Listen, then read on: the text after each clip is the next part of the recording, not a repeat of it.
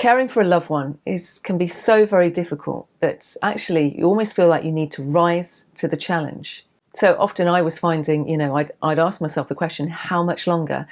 How much longer am I going to be caring? Because, caring can be relentless. It's every single day, every minute of every day.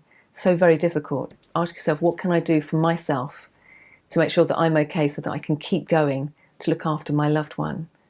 So, for example, for myself, after I'd fallen ill a few times, both emotionally and physically, I had to make sure that I put things in place. I would go for a run every other day. While Neal was asleep, first thing in the morning, I'd make sure that I'd pop out and just get out into nature and be amongst the trees and down the river, which just, did me the world of good.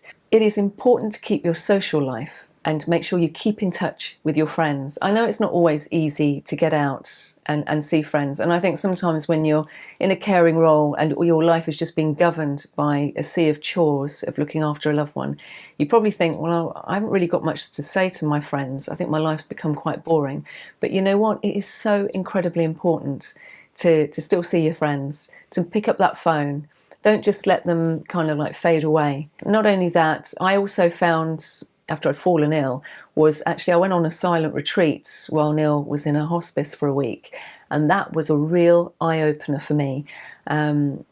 Your thoughts, they do have an impact on your body, and I became so very ill on this retreat within 24 hours that I realised I needed to change what I was thinking, how I was feeling, if I was going to survive caring for Neal for all those years. And since then, I actually meditate pretty much every other day to make sure that it keeps me with peace of mind. It helps to center me. So my question to you is, what are you going to do to rise to the challenge to ensure that you look after you?